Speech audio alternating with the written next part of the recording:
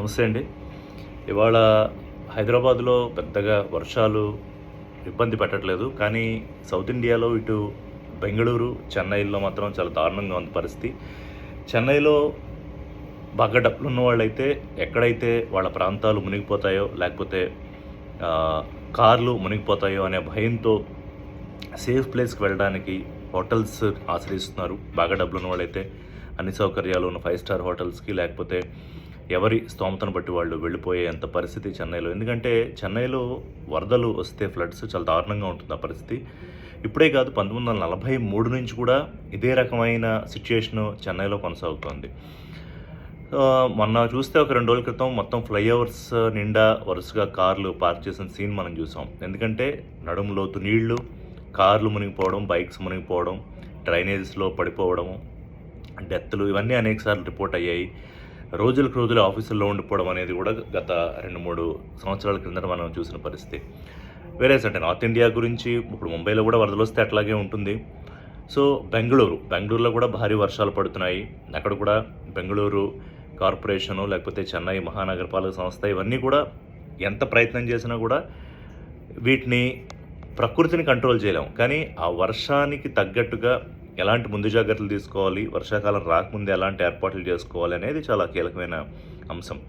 So Hyderabad దీనికి మినహాయింపు అంటే, హైదరాబాద్ కూడా దీనికి మినహాయింపు కాదు. కానీ ఇప్పుడు చాలామంది హైదరాబాద్ నగరవాసులు చెన్నైని, బెంగళూరుని, హైదరాబాద్ని కంపేర్ చేస్తూ తాజాగా రేవంత్ రెడ్డి ప్రభుత్వం తీసుకున్న హైడ్రా అనే ఒక నిర్ణయం, ఒక సంస్థ ఏదైతే ఏర్పాటు చేశారో అది ఖచ్చితంగా అభినందించాలి, ఆహ్వానించాలి.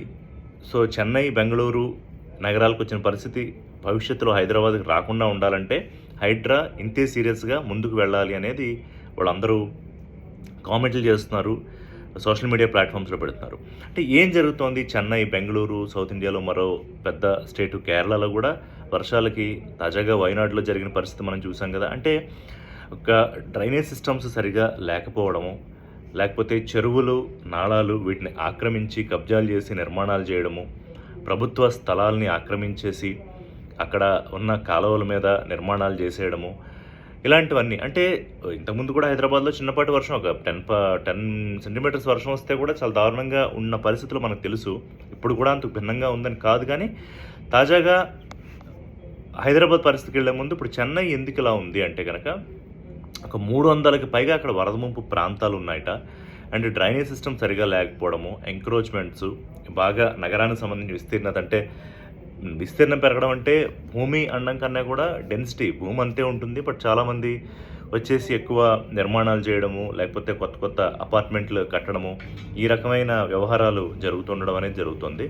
తర్వాత భూగర్భ జలాలు ఎక్కువ తోడేయడము, చెరువులు, కాలువల ఆక్రమణ ఇది ప్రధాన కారణంగా చెప్తున్నారు. సేమ్ బెంగళూరులో కూడా కాలువలు, డ్రైనేజీలు ఆక్రమణలు, కబ్జాలు చేసిన నిర్మాణాలు, వీటి సమస్య ఎక్కువ కనిపిస్తోంది.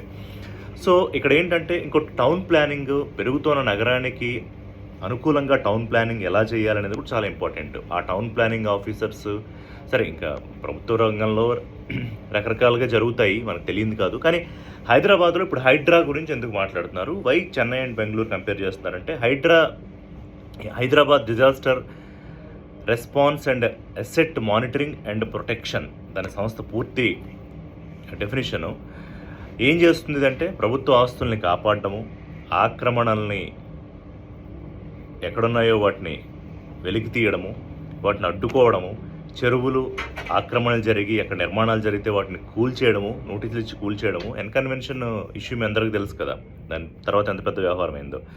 అలాగే వాటిని డిమాలిష్ చేసేస్తారు. అలాగే ట్రాఫిక్ మేనేజ్మెంట్, కొన్ని లేటెస్ట్గా కొన్ని పవర్స్ కూడా ఇచ్చింది ప్రభుత్వం హైడ్రా కంటే. ట్రాఫిక్ మేనేజ్మెంట్లో కూడా వాళ్ళు భాగం అవుతారు.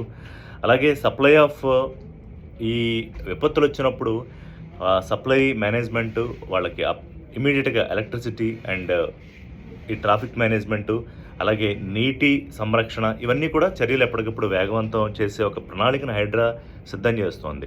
సో ఈ కారణానికని వాళ్ళందరూ కూడా అప్రిషియేట్ చేస్తున్నారు. అంటే భవిష్యత్తులో ఒకవేళ ఇవన్నీ కనుక అనుకూలంగా జరిగితే చెన్నై, బెంగళూరుకు వచ్చిన లాంటి పరిస్థితి హైదరాబాద్ నగరానికి రాకుండా హైదరాబాద్ నగరవాసులు కొంత ఊపిరి పీల్చుకోగలరు.